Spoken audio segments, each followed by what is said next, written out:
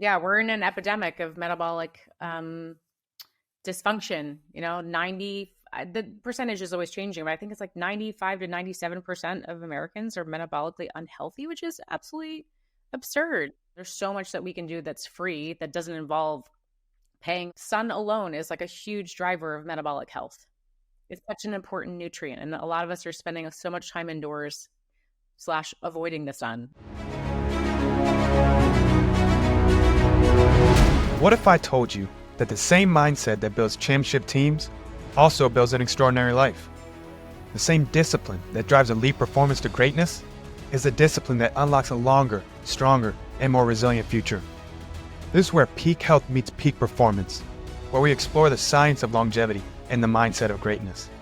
Because your legacy isn't just what you leave behind, it's what you show up with every single day. This is the Legacy and Longevity Podcast. I'm Zach Dansell, your host. Welcome back to the Legacy and Longevity Podcast. Today's guest is someone who's lived both the art and the science of human performance. Lauren Sambataro started her career under the bright lights of Broadway, a professional dancer and performer driven by discipline, work ethic, and showmanship. But behind that polished exterior came the hidden toll of the burnout, the hormone chaos, and the metabolic breakdown, the same struggles that so many high performers face when they push too hard for too long. But that experience became her awakening. Lauren reinvented herself from a performer to a practitioner. And today she's a respected voice in functional and metabolic health, a functional medicine health practitioner where she now helps others rebuild their vitality from the inside out. Her mission is to redefine wellness and to help people move beyond just symptom management towards real energy, real balance, and longevity. This episode is about transformation, not just physical, but personal, from Broadway performance to biological mastery, and how true health begins when you finally learn to listen to your body. Lauren, welcome to the show. Thank you for having me. So happy to be here. So, Lauren, obviously, my whole life, I play football, right? And I wanted to take every opportunity I could to play at the highest level. I got my shot to play in Division I at Maryland and Wake Forest, which is an extreme high level, and got a short shot out to try out at Green Bay. So I know that the sacrifices and the dedications that it took for me to get there, but you, on the other hand, you made it to Broadway, right? So it's just a different field in my view, right? You made it to Broadway, one of the most competitive stages in the world, where it comes to, I think I read something, 1% to 2% of performers get a chance. And so obviously that didn't happen by accident or by luck. So I want to know more about your journey and your experience, because I'm assuming it's obviously that there's different workouts that I had to do that you had to do, but just the commitment and dedication. It's like, I want to know more about your experience and your journey of what it took to get to that stage. Oh, okay. Well, I guess going way, way back, I grew up dancing. So I did a lot of ballet, which is, different than what kids that are going into dance do now. They have, break dancing, and they get all the cultural styles. Like, we had ballet and jazz, which are really sort of the foundational techniques for dance, which really extend into a lot of other styles. But that was really where I started, and it really informed where I went. I did grow up doing musical theater, so I would sing and do plays and musicals. I was always like a little bit more of a dancer, if you asked me. I went to college for dance. My parents were extremely supportive. Our families know each other very well. This is amazing to be here with you because I've known you since you were very young. Since I was in diapers. Yeah, truly. And so you recognize that, like, our families are both very supportive. When I said I wanted to go to college for dance, my parents had no hesitation. They said, we want you to live your dreams. We want you to do what you want to do. And I'm very, very lucky and grateful that I got to move to New York City to go to college. And I majored in dance performance. I thought I wanted to be a professional dancer and do what's called concert work, basically working for a dance company. I realized there's not a lot of money in that. So it sort of like outweighed the passion and the purpose behind that. I did want quality of life, but as this artist, I knew I had to be on stage. And as you mentioned, yeah, there's a lot of sacrifice because there's a lot of hours spent in class. So I remember probably college more, just being in ballet class all day long. Like I ate, slept, and breathed dance. Maybe we got like one night out on the weekend. I did not have a typical college experience. So when I hear sacrifice, I think about college. I did, yeah, I studied, I put on a leotard, I ate very, very immaculately. But it really allowed me to step into this next level, which I then rediscovered theater because there's a little bit more of a balanced lifestyle, though some people may laugh at that because we do 8 shows a week. We have one day off. We don't have a typical weekend, but it actually is like such a great environment and community to work in. It's fun. Like I get paid to do fun things for work, but it did take a lot of discipline and sacrifice getting there. Just all the classes. I used to fall asleep in high school with my bun and my hair and my ballet tights on, like with my school books open. I was just exhausted from dance. And that's just the way that it was, but I wouldn't have had it any other way. So I don't know if I knew about the 1% to 2%. That's very cool. Yeah, I do feel very lucky. There was a little bit of luck. I think it's timing, hard work, all of those elements sort of came together. And then that really extends, we can get into this, like extends into what I do as a functional diagnostic practitioner. It's all the spokes on the wheel that help me as a coach and help my clients. Like it's not just one thing ever. It's the No, whole. it's never just about one thing, right? In order for you to get there, right? It wasn't just about, being good, good at dance, right? It's, were you doing the right things while you weren't dancing, right? The recovery. I mean, because I have to. I mean, just watching performers on the stage, the movements, the flexibility that you have to have. I mean, you guys are just as high up there of, athletic ability in terms of in your craft as any other professional sport. So I mean, it can't just be one thing to make it to such a high level, So you mentioned balance, and even though it was 8 shows a day, can you take us 8 shows through a week. what Ooh, 8 shows a day eight would be eight show rough. 8 But yeah, yeah, 8 shows a 8 a d week is oh, a lot. 8 shows a week, which is a lot. What does that day-to-day look like, for you as a performer? So I have an interesting situation because I'm what's called a swing in a show. And so currently I'm in Wicked. I've been part of the Wicked Broadway family for 11 years. I've taken time off and I'm back right now swinging. What a swing does is I cover all of the girls in the ensemble. So I know 10 different tracks, 10 different people. I also oversee the principals, so the people that are the leads in the show. So I have a lot of knowledge of the show, but it also means I can jump into any one track at any given time. So I actually play it quite conservative because I kind of never know what my day may look like. Whereas someone that's doing the same thing every day can have a little bit more structure and rigidity. So I do play it safe in a lot of ways at this point in my life. So I'm not doing hard exercise all of the time. I'm doing a lot more of the fueled recovery and the preparation a lot more than I used to because I don't think as dancers we were really taught to do the recovery. I mean, you made some analogies to athletics and sports, but we output like athletes do, but I don't think we do the recovery. We don't really train like athletes or the way that we should. I'm seeing this acupuncturist now, and he was like, "You guys, you're not doing it. You're not doing it the way the athletes are doing it. You finish a show and you walk out and you go to the bar. That's not my lifestyle or my choice, but a lot of people do that. There's not a lot of cool down. There's not a lot of nutrition for fueling that. And, it's everyone is on their own path. But if you want to have a longevity in this business, I think we can have more longevity than athletes. Athletes maybe end of your 20s, that's it, or early 30s. But Yeah, I think the average NFL career, is 2 to 3 years. That's so short. It's so short. Either you have more longevity if you do all the recovery stuff and really take care of your body. There can be a life in it, which is pretty cool. Exactly. I mean, and when you look at some of the athletes who do have the longevity in the career, and you do look at what they're doing on a day-to-day basis, they put a huge priority on recovery and taking care of themselves, right? The healing modalities, the recovery modalities, what they're eating on a day-to-day basis because, their body is, their work, right? So they, that's how they treat it. And you can tell who's doing it, who's not, just obviously by their longevity in, that career.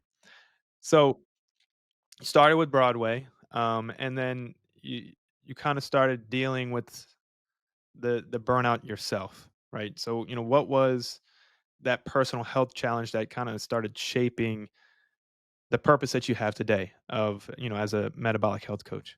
Yeah. So when I graduated college, I started working at a gym and I became a personal trainer. And actually, I just wanted a free gym membership, but they were like, hey, instead of working behind the desk, you want to be a trainer? I was like, sure. I've always been interested in health because of my upbringing. My whole family's into holistic wellness. And as a dancer, I was like, I should learn more about strength training and how to protect my body. Like, this will be complementary. And then that just ignited a passion where I just like wanted to keep learning. So personal training then turned into health coaching and learning about nutrition. And that's now extended into, the entire art of healing, which is I think you kicked this off by saying the art and science. And there is such an art to health and wellness. Yeah, so I've been health coaching in this capacity really for about 15 years, kind of side by side with theater and performing, and it has been quite complimentary. But yeah, I experienced some burnout because I was dancing in a Broadway show and personal training and running around New York City. No one was talking about recovery. No one was talking about personalized medicine. So I fell into a lot of health trends that were not right for me. And I think now we're starting to really learn the benefits of like, there's no one size fits all. We got to really figure out what's right for you. But yeah, I fell into diet dogma. I was doing all the wrong things for me. I wasn't listening to my body. So that was, opportunity after opportunity, like just reality hitting me in the face of like, you got to slow down. We got to hit the reset button. Let's figure some things out because you're trying to do what everyone else is doing and it's not working for you. Yeah, no, that's so true, right? Because you hear people all the time, they talk about having, these issues, these health concerns, and you ask them, well, let's talk about your diet, and they're responsible. My diet's healthy, right? Well, what does that I love mean, that one. What does right? that mean? Because healthy is so relative, and to point at what you're saying, right? Healthy for one person might not be healthy for you, right? And so it does come down to that personalized, precision based medicine where there is that art, right? There is that science specifically for you, right? Because it's not a one size fits all model, and obviously that's it's what we learned at Nava, right? Because that's what happened with my mom, right? She fell into that trap of this one size fits all model, and that's why nothing ever worked until we finally found the integrated functional medicine that finally treated her as a unique individual, as that's how medicine should be. How it should be. Absolutely. Yeah, and I hear that from clients all the time. I eat healthy, I eat healthy. And when we unpack that, it's like, well, let's look at your physiology and what your biology is actually expressing. That's not right for you. And just an example, a newer client, same thing. I eat healthy. We don't even need to talk about food. Well, their labs, she's severely anemic and she is not eating any red meat. It's like, well, let's just consider the possibility that you avoiding all meat is maybe not working for you. It's opening conversations like that where can we even just consider another possibility? Not saying that's definitely the right track for you, but we get very one track minded with diet dogma. And so we do have to take a step back and just go, what else could there be out there? Right. So you often speak and mention metabolic flexibility. What does that mean in context to longevity? I think like if you go back and look at the way that our ancestors lived when they didn't have food availability 24/7, we didn't have, DoorDash and food delivery and pizza and refrigerators and lights 24/7. They really ate based on availability. They had to hunt and forage for their food. And when there was abundance, they feasted. And when they didn't, they would fast. Part of the diet dogma right now is people are looking and creating so much consistency that it's rigid. Our metabolism has become rigid because we're eating the same thing. A lot of people are creatures of habit. They want to eat the same thing for breakfast, lunch, and dinner, keep the same intermittent fasting window every single day. And like there's benefit to consistency. But when it comes to metabolic flexibility, we need this variation in the inputs so that our body can respond. The human species adapted and thrived and has longevity because we've had these stressors and this variability and changing circumstances and inputs. So that flexibility, you think about like athletic flexibility, you can adapt to any stimulus put on the body and you're not going to break, right? You're going to bend, you're not going to break. So we want that with our metabolism too. And so I think the goal is metabolic flexibility, because no matter what's thrown at you, if you have a healthy and flexible metabolism, you are going to have resilience. You're going to bounce back. You're actually going to have these inputs that will lead to greater resilience and a longer health span, essentially. And we can dig into the nuances of that, but we don't want too much consistency and rigidity. And I see that a lot with people. They just want to do the same thing all the time. What would you consider too much consistency?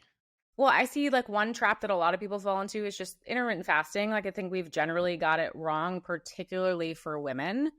They've been told you got to close your feeding window because fasting's good, right? Like there are so many benefits to fasting. That is true. But the timing of it, skipping breakfast, just pushing back breakfast, drinking coffee, or just stressing your body as long as possible so you condense your window, is not really supporting our hormonal and metabolic resiliency. So particularly for women, I would say like intermittent fasting every single day, like never doing a feast for your hormones, or never maybe pushing yourself into a longer fast like our ancestors did. Just one example. Like, Yeah. No, I mean, let's dive a little bit more into that, right? What type of impact does that type of, consistent intermittent fasting, skipping breakfast, just, starting off with coffee, not having that, that feast, what type of impact that has on their metabolic health, their hormone health, the type of recovery or performance that they might have, day to day or in the gym, and what type of impact does that play? I think if you think about physiology and the way that our bodies express health, like everything is an input from the environment. Like the environment is directing our body, telling our cells how to express. So if you look at food, quality of food and food timing, these are signals to the body as to what the body needs to do. If the signal is just the same all the time, you kind of like stop listening. The body will stop listening. Like maybe you have a Post-it note that says like, you got to go work out at this time. Maybe you'll pay attention to it for the first week, and then you're like, I don't even see the Post-it anymore. There's a lot of analogies to that. Like we stop listening when we get the same signal all the time. The body likes a change in signal because the body goes, oh, I'm going to focus my efforts over here. Oh, now I'm going to focus my efforts over here. And we actually get the most efficiency by changing and responding and adapting, rather than that same dull signal. At some point, your body goes, I know what you're going to do. Like, I don't really need to listen to that anymore. And it's kind of the same thing.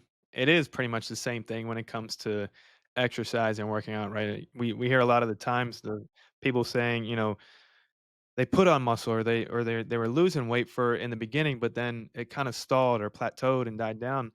And once you start breaking down their exercises, the movements that they're doing the same movements over and over and over again, right? And your body gets accustomed to that, and you said so. That's why that having that flexibility in the types of exercise that you're doing, switching up your routine every 3 or 4 months to bring that shock to that body, right? To do something different, right? We'll get you back to seeing those improvements and seeing those gains. So I think to your point, the output is input, so what you're putting in your body, the things that you're doing in terms of exercise, right, is the output that you're going to get. But you got to keep, it can't be that consistency that you're talking about, because our bodies are asking for that, which is bad news for a lot of people. They don't want to hear that because they finally find something that works and they're like, I'm holding on to this, I know it works. But that's not life. Like our bodies are dynamic. Our cells are constantly changing. We are not the same person we were even last week. And so it's like the great and the bad news. Like you are going to have to keep listening and adapting and changing. And I don't know if there's a perfect analogy. Like in the strength training world, we know progressive overload, right? Like you have to keep increasing the load if you want to continue your gains in that way. With food, we're not going to just keep increasing the calories. It's not that, but it is changing things up. So maybe the analogy is like we change the tempo or the pace or the structure or the timing of it. So there's all these little variables within food that we can do. And I think like once you unlock and trust your body, we can kind of just flow in this creative space where hopefully we're eating intuitively. Not everyone starts there, but the end goal is, can you eat intuitively?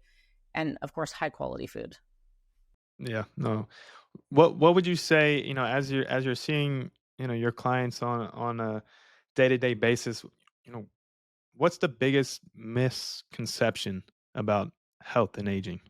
I think a lot of people still believe that we have to lose weight to get healthy. And in truth, I guess depending on your age, maybe that's like young people maybe lose weight to get healthy. But most adults, you have to get healthy to lose weight.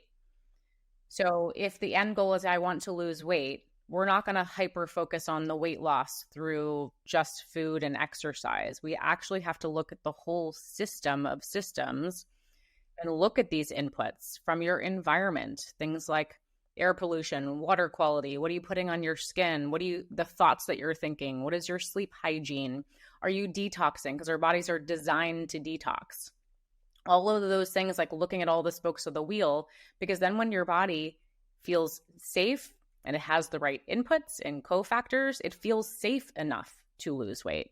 And a lot of, I don't want to just blame women because I see it with male clients as well. People that want to come in and lose weight, they're like, if I could just lose weight, then I'll be healthy. I'm like, we gotta flip that around. So, I mean, to your point, right? The spokes on the wheel, right? People think that, oh, I'm just gonna hit the gym harder, or I'm eating a clean diet, but there's so many. I don't want to say so many to overwhelm people, but There's a there's lot of things. multiple areas that you have to think about when it comes to if you want to lose the weight, right? If you want to get more in shape, if you want to feel better, right? It's your sleep, right? It's your stress management. It is your diet. It is the movement that you're doing on a daily basis. It is making sure that you are, tracking the data, whether it's through wearables or doing consistent labs to, know what's going on underneath the hood, right? Because how else can you really understand whether you're having a hormonal imbalance? Your thyroid is off, you're, going through adrenal fatigue, or you have just internal inflammation throughout the body that we know if you have inflammation, one, your risk for chronic disease goes up, but also it stops your body from doing those things that you're looking for it to do, right? For you to be able to lose weight, for you to be able to put on some muscle, right? So it's Yeah, we if do you're have to look. inflamed, your body doesn't care about losing weight. They just cares about putting Exactly. out the fire. That's the only goal. What's the number one thing that you think people are missing today? It's hard to say like globally, but just with the people that I see, my particular clients, and I don't know if it's the people that are drawn to me or that I'm drawn to, but um it's probably the recovery piece, and not just athletic recovery, but just like more downtime, more stillness, more quiet, for many reasons. One, that's where we downregulate the nervous system. There's so many stressful inputs, and stress is not always a bad word, right? We have eustress, which is positive stressors, like it'd be hormesis, like cold plunging and fasting and exercise. But there's a lot of distress. So that would be emotional stress from a stressful job, relationships, air pollution, poor food quality. Like we have so much processed food, seed oils, things like that. I think people are not realizing how much of that is working against us. So we really need time to just like chill and do a little bit less. And if we did that, not only would our bodies have time to recover, reset, restore so that they can work more efficiently, but we also get to tap into this innate intelligence where all these answers, all these health answers we're looking for may actually already be inside of you. We have this intuition. Everyone's born with it. There's no one that doesn't have intuition. The question is, are you in touch with it? Do you give it time to speak to you? Is there space where you can actually hear that voice telling you? And I think we've all been through moments in our lives where it's like, I really thought I should have done that, but I had that workout on the calendar, or I told this person I would go have a drink with them, and I don't want to let that person down, and I don't want to lose my money for the workout class. So we ignore. And it's going to happen here and there. But if you are most of the time ignoring your intuition, it's going to stop talking to you. And I think that's where we get into this place of nobody knows what to do. It's like, do I follow this diet? Do I follow this diet? What kind of exercise do I do? What supplements do I take?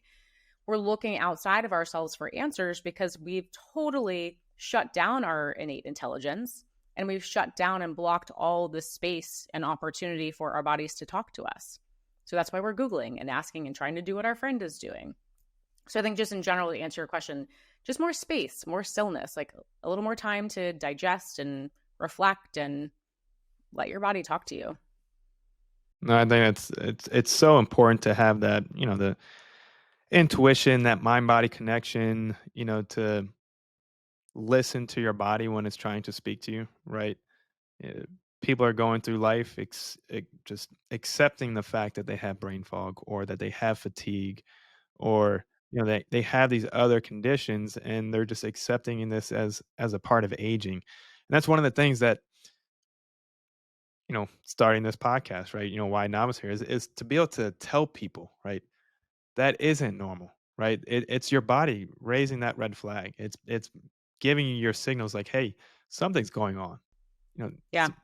do something about it, right? Whether it's taking that moment to rest, reset, refocus, or taking that step of going to a functional medicine provider, doing some labs, seeing what's really going on underneath the hood, that you can get that detailed feedback on what you can do to overcome that, or how you can truly you know that those symptoms or conditions that they're going through, right, they don't have to accept them, right? That's doesn't have to be a part of aging, and we know that today. I mean, we see it day in, day out. I'm sure you see it with your clients. um Yeah, we've normalized brain fog, fatigue, we've normalized poor sleep, anxiety, depression, we've even normalized like ADD.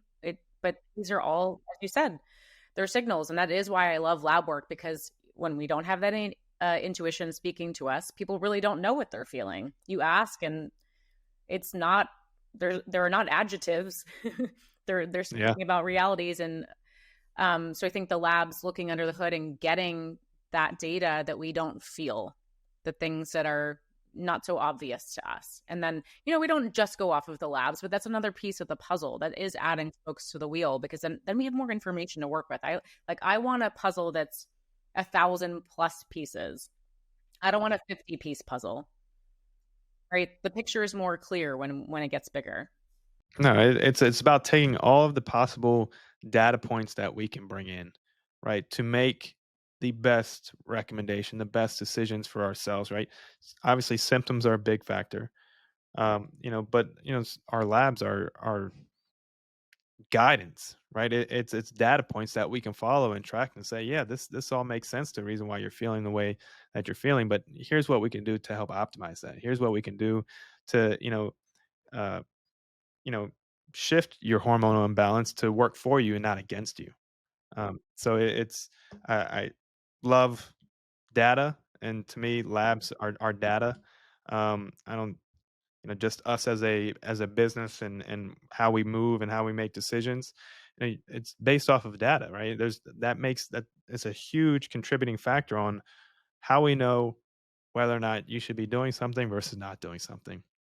So I think it's a critical piece that a lot of people miss. And obviously in traditional medicine, they're not doing enough, right? They're not at that annual checkup, right? Where they're doing 10 to 20 biomarkers. I don't see how that can be enough to give you all the insights that you need for longevity. Yeah. And we are bridging that gap. I don't know that we're doing it in the best way, but we're getting closer with all of these like over the counter, like consumers can just buy lab tests online, right? Like a function health. What happens when you get those results though? If you're not working with a practitioner, what do you make of that? It may actually add to the confusion. Or if you're not looking at through the art of functional health coaching through that lens, you may actually be worse off, because you're like, now I have all this information, no recommendations. It's not tailored to me.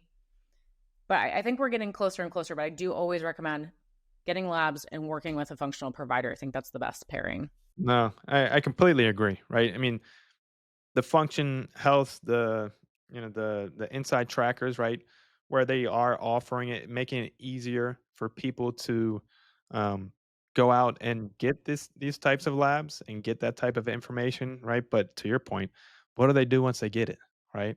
You know, they didn't go to school. They haven't been in the space, where they've made this their life work, right? They're an accountant, they're a lawyer, they're a stay-home mom, stay-home dad. They don't know that information or what to do with it. So the importance of working with the functional medicine provider, like yourself, like what we have at Nava, where we can put all that together and break it down and make it easy for you to understand because we are the professionals. We have the knowledge that we want to be able to provide and give to you to help assist you, right? Because it's I say it all the time. If you want to go fast, go alone, right? But if you want to go far, go together, right? So us coming together as that community to help each other to extend lifespan and health span, is really the only way that we're going to be able to do it. We can't do it out on an island by ourselves.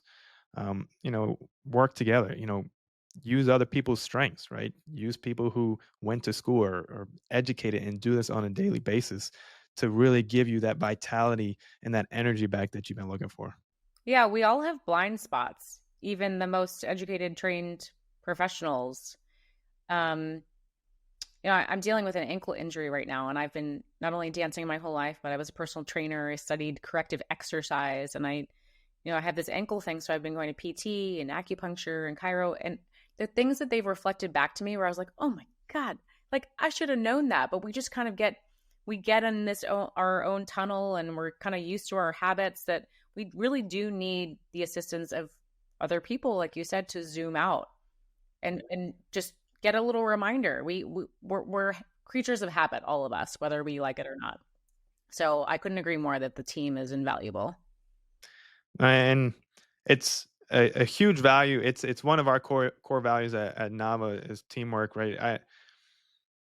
It's a philosophy that I've learned just playing football, being involved in team sports, which I'll always consider and recommend that someone, if you have kids or, put your kids into some sort of, whether it's competitive dance, team sports, but something where, you have to work together for a common goal, right? Like a Broadway show, right? You guys are coming together as a symphony to create the ultimate mastered performance.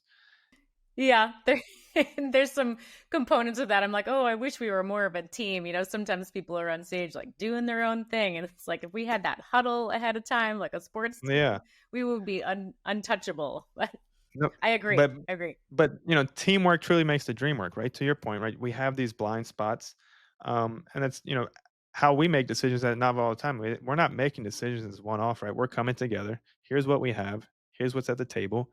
How should what's everyone's thoughts, right? What's everyone's viewpoints? What is the best way that we can move forward to drive the best outcomes for our clients, right?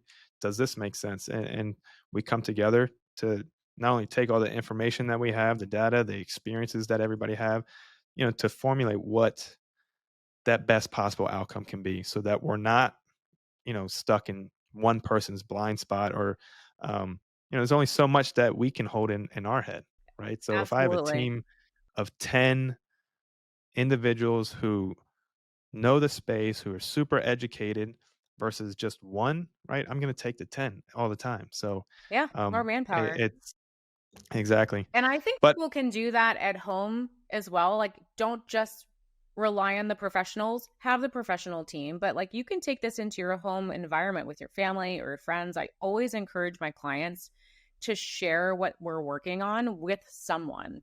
You need that other accountability. Like, whether it's Nava or coming to me, the person that's going to be near you the most. So if you're living with someone, obviously a partner, share with them that you're trying to increase your hydration, or share with them that you're trying to wake up and get to the gym, or break a habit, form a new habit. Share it with them, start the discussion, and don't just say like, yell at me if I don't do it. Share with them the reason behind it and what you've learned about it, and try to educate yourself. And I think just the more that we share, then there's built-in accountability, but then it also kind of ripples and it motivates and inspires other people. And I think that's like the most beautiful thing about health, is that we can live by example and create a healthier world just by staying in our journey and letting others see that. And then the next sharing it, and the ripples just like get bigger and bigger. And I love watching that with my clients, that then, their kids get healthier and their husband gets healthier and their neighbor gets healthier. yeah, it's the ripple effect, right? You you touch one, you touch many because they're going to go out and spread the knowledge that you've provided to them, to their friends and family. and now they're doing those things. So, even though only seen, don't want to say only because it's still a lot, 60,000 clients, we've been able to impact hundreds of thousands of others because of the knowledge and training and education and information we've been able to provide, on simple things like you're saying, the importance of sleep, the importance of stress management and hydration, that they're going to do that to their family and friends. And that's really how, we make, this cultural shift that we know needs to happen, uh, for, our health and wellness, especially, in the US. Just it's we're sick, and something has to change. And so Yeah, we're in an epidemic of metabolic dysfunction. 90 the percentage is always changing, but I think it's like 95 to 97% of Americans are metabolically unhealthy, which is absolutely absurd. insane. I saw that stat the other day, and I had to ask a couple people, nutritionists and doctors. I was like, "Is that even possible?"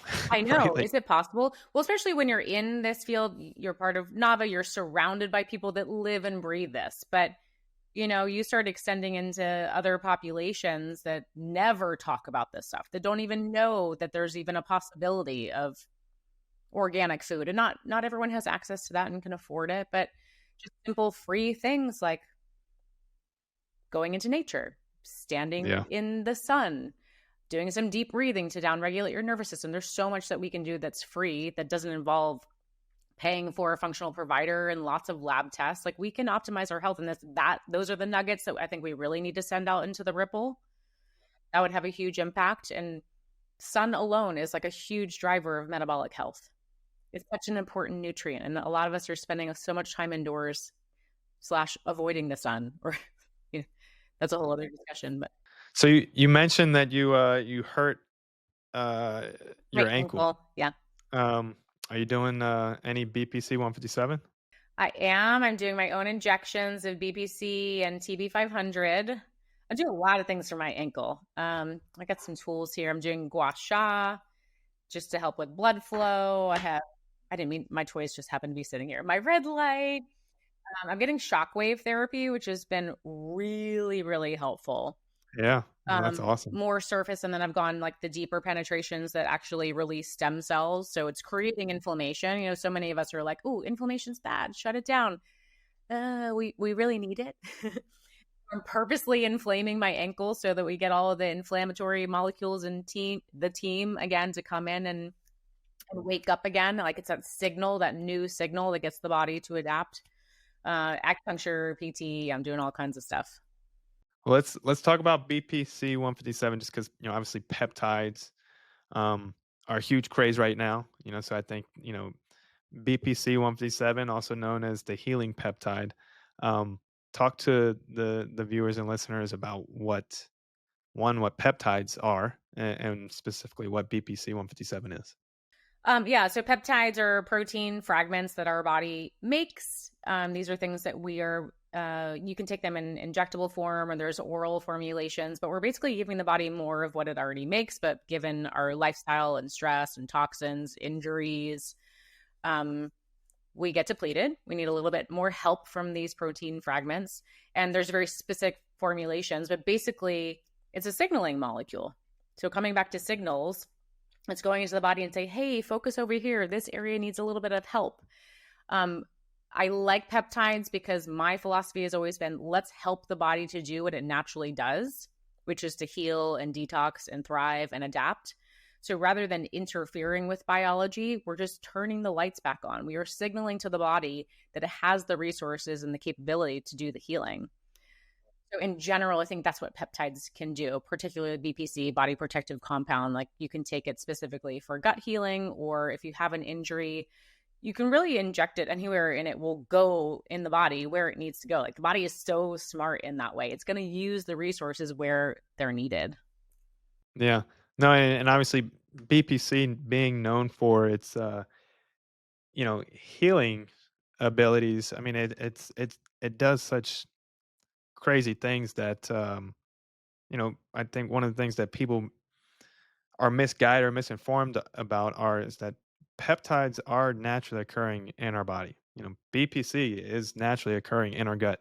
GLP-1s, right, Yes. is a peptide that naturally occurs in our gut. So, people are all confused and misinformed of, oh, these things are dangerous, right? But well, our body's already producing it, so Could be used in the incorrect way, I they could, suppose. they Yeah. could, and they are being used in the incorrect way because there are some of these platforms out there that are selling GLP-1s or selling peptides without ever having to see a medical practitioner, right? So without the actual proper guidance of someone Yeah. who, again, was trained on how to use these tools, and just allowing people to figure out on their own, right? Right. That's the scary part, right?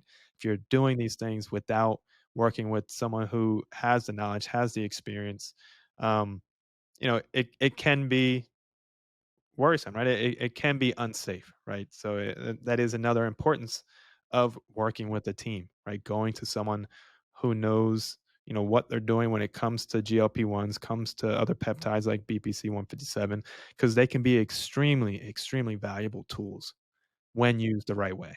But it's the same with supplements. They can do harm as well. And I think there are a lot of parallels with BPC and GLP because the body makes both of them. Like they could potentially give you an edge. But with both of them, when we remove them, if we have not addressed the underlying causes of what got you there in the first place, you're probably going to have a recurrence of whatever led you to take those things in the first place. So we always need to, if the choice is to take them and get that edge and kind of get over the hump, we got to be working on the foundations in the meantime, because the foundations are what are going to carry you past and through that occurrence and actually lead to true healing. What are your foundations? Sleep, always number one, sleep. You mean just in general or for recovery? Just in general.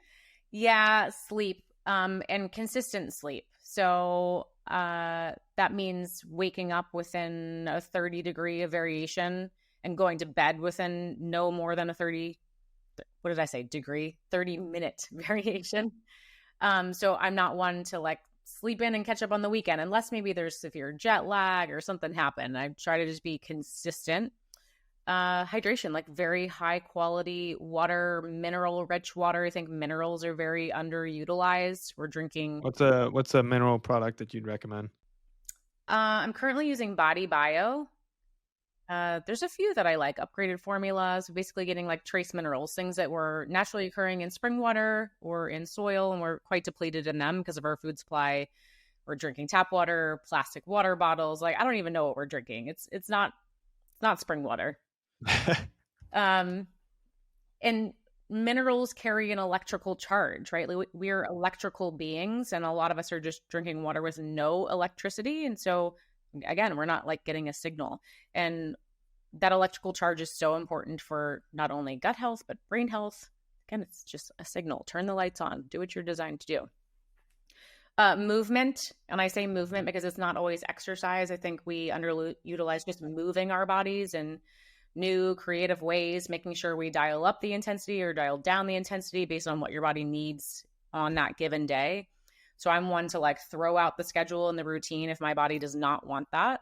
But the key there, right, to your point, the key is at least just moving, right? Yes, exercise, strength training, you know, can be the most impactful in terms of longevity of just having lean muscle mass, but bar none, like bare minimum, just moving around, right? Taking a walk after you eat a meal to just get some sort of movement and things moving around. Yeah, so not just for aesthetics and muscle building and weight loss, but for your metabolic health, for your mental health and your mood, for better sleep. For me, if I don't move enough, I'm not going to sleep well. I think a lot of people overlook that. It's like, why can't you fall asleep or why are you waking up in the middle of the night? Well, you didn't use your body. You didn't expend any energy. You haven't told your body and signaled your body that now it's time to rest. Metabolic health, lymphatic health. So many of us have stagnant detox pathways or lymph is not moving because we're sitting. We don't have a built-in lymphatic pump. We have to actually move. And our ancestors did that quite frequently. They didn't have to go to the gym. They just moved. So that means that stagnant waste, toxins are actually being cleared from your system. So for people, that have inflammation in their belly, or maybe you have bags under your eyes, that's probably a sign of lymphatic stagnation. and just going for a walk or bouncing, or, you know, you can get on a trampoline or a vibration plate, just simple things. And then traditional exercise too is going to move that way. So there, boom, you get a natural detox. You don't have to go buy a detox protocol and swallow disgusting liquid. Help your body to do it. Yeah.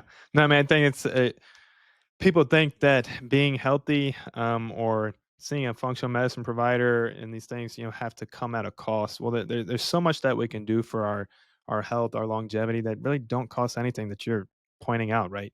Going for a walk outside, meditating, making sure that we're getting good quality sleep, making sure that, we are managing our stress as much as possible, just being a little bit more um, cognizant of what we are putting in our mouth and when we're putting in, when we're eating, that don't doesn't cost anything, right? That are hugely impactful to our overall health. Yeah, there's sort of like layers that you can opt into. And I think the bottom foundation is always the free stuff. Not that you can't climb the ladder and opt in more and buy more, but I don't think that that stuff works if you're not doing that foundational layer anyways. And doesn't. Why not start with the free stuff? Exactly. Yeah. Who would you say has it been a key mentor influence for you to becoming in this evolution of this functional health practitioner? My dad? Just say my dad. That's who my guess would be. Obviously, so fun fact for everybody. Lauren already said that she's known me since I was in my diapers. My mom used to work for her dad, who is a biologic dentist, and he was doing this before anybody really even knew about it. And, obviously back then was really considered woo woo, where now you're seeing them pop up more and more. But, so obviously talk to us a little bit about that and about your dad and just kind of how that led you down your path. Yeah.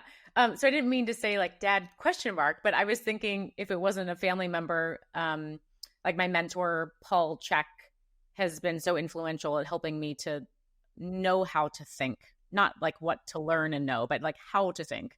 That's why I was like ?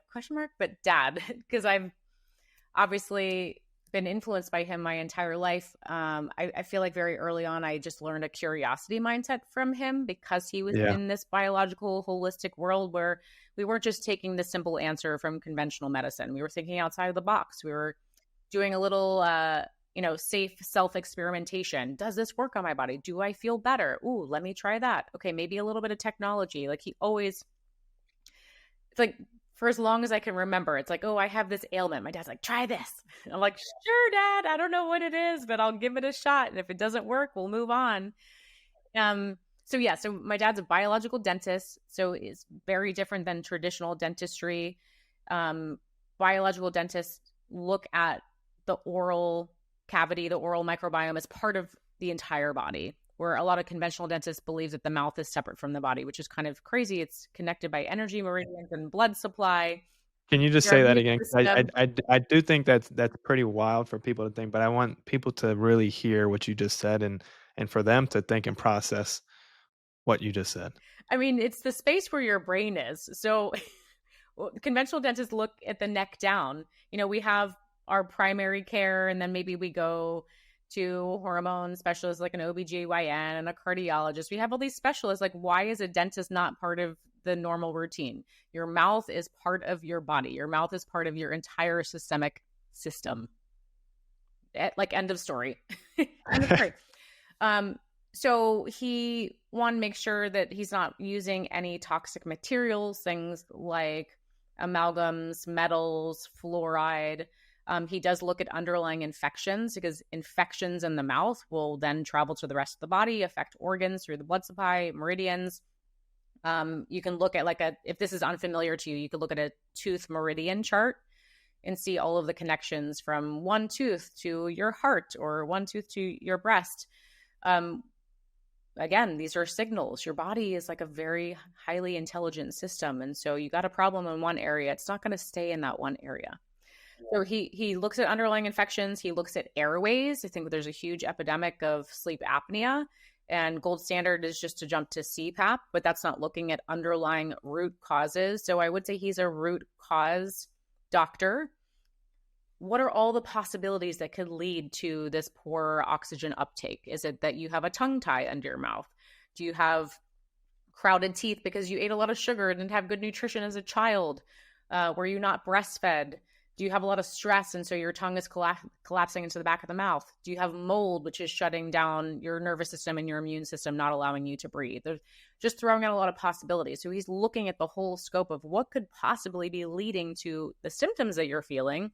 A lot of times we don't feel them. You could have an infection in a root canal. Maybe you don't feel it, but maybe you're having cardiovascular issues. We have to consider that. He does a lot of other things, but that's sort of the gist. We're looking at root causes in the mouth that relate to the whole body. And I think your dad's been a trailblazer for since I can remember for a very long time. And it's to your point, it's not going back to the spokes on the wheel, right? There are a lot of spokes that we have to consider and take into consideration, and oral health has to be one of those. I mean, it's critical. It's part of the body that people, like you're saying, just completely forget and leave out. That people really need to taking it into consideration. Their oral hygiene. Yeah. All right. So, what is the one health practice that you consider a non-negotiable, whether it be a daily routine or a weekly routine, that you think for you? What is that one health practice that is a non-negotiable? Probably movement, if I had to pick one, just because it extends into so many areas of our health. And again, it's not traditional exercise, but I pretty much always wake up and do a deep squat because one, it's like stretching out my back. I also, what I love about deep squats is that it's not just an exercise and a stretch, but it's a diagnostic. It's a chance for me to go, okay, what's going on in my body? Where am I limited? Where am I a little tight? Where can I not breathe? So you get this therapeutic and you get feedback at the same time. And you could choose anything. I just think like a squat is like highly revealing in a way. So like I always wake up and do a squat and a downward dog because that just tells me so much about what my body needs for that day. And then that's going to inform like what do I do? Am I going to go do a hard workout? Am I just going to go for a walk? Do I need to go to yoga? So I get the information and then I do something with that information. But I think with movement, again, the metabolic health component, lymphatics, mental health, cardiovascular, it's sort of endless in what movement can do for us. No, I love asking that question to practitioners or providers or people who are in the space that know that there are many spokes on the wheel and that there's so many things that can be or are just as important, to basically put it in a way to say, what is the one thing? It's some squirm and then they don't, they're afraid to answer because there are There's a so many million things, things. I right? know. How can you pick one? But maybe because I grew up as a dancer, like movement is my love language. I'm always gonna come back to the body. But I just feel like also just for reconnecting with your intuition, it's such a great opportunity. And I see it so underutilized in the functional space. I can't tell you how many functional practitioners I know that have the supplements, the nutrition, all the protocols, the sleep dialed in, but they're not exercising. Yeah. You're missing No. like the one free thing that can bring your body so much joy. Don't skip it. All right. So then the last question that I like to ask everybody is, when it's all said and done, what's the legacy that you want to be remembered by? I've always wanted to be remembered as an educator. But I think even more what feels important is to be remembered as someone that brought ease and joy to a room. I think there's just like a lot of happiness everywhere that we go. And I really try to bring a light spirit into any room. And if someone needs a laugh, I want them to laugh. If someone needs a hug and get some oxytocin, like I just hope to have people feel a little bit lighter after being around me. No, I love that. That's awesome. I mean, community, love.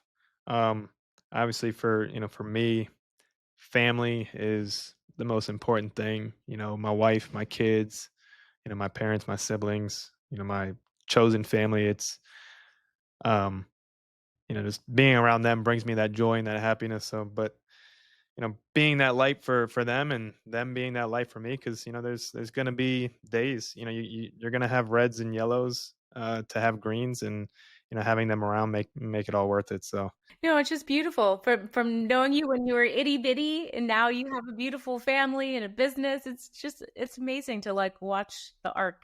Very happy. no, it's been awesome. It's been quite a journey. Obviously, being close with you guys for so long, seeing what your dad did, and then my family going through their experience and just kind of tying all things together. You're out there with your voice and your sister, with with what you guys are doing and just continuing to spread the word. And I just feel like just bringing more voices to the space, right? Getting more out there, helping people, realize that they don't have to settle, right? If they want health and if they want longevity, it's possible, by doing simple, easy things. But it's about taking control of their health, right? So, and that's kind of where I think it makes sense to wrap up the conversation, right? Because my hope is that listeners today are walking away a little bit more inspired to take control of their health, their purpose and their legacy of what they're going to leave behind. So if this episode, made them think that or made them feel that, I want them to be able to share this and continue to, you know, push this mission along, right? Because it has to happen, right? Change has to happen. Or else, we're just going to continue going down this broken path of people getting sicker and sicker. And, that's not something that I think you or myself, want to be a part of, right? So that's why we're doing the things that we're doing to be that part of that change.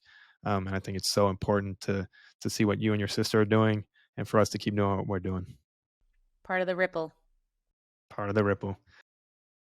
Well, all right, Lauren, I appreciate the time. And I'm gonna have to get your dad. I'm gonna have to get your sister on the show to Yeah. get them on here. But I really appreciate the time today. And hopefully, the viewers, like I said, take something from this and start, thinking a little bit more about what they can do on a day-to-day basis to help with their health and their legacy. Thank you for doing this. It was awesome chatting with you.